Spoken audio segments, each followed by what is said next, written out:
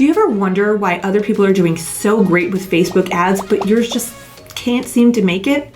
Well, that's because you're putting your ads in front of the wrong people. So the number one thing that you can do to guarantee that your ads are going to be successful is to be super clear on who your ideal client is.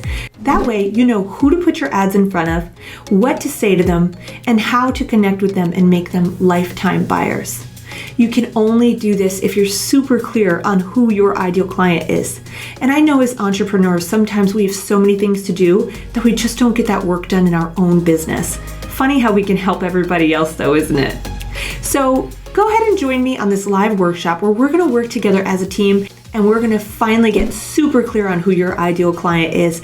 And then I'm going to show you exactly where to find the hidden audience interests in Facebook so you can finally feel the financial freedom that comes with having a successful ad campaign. I hope to see you in the workshop.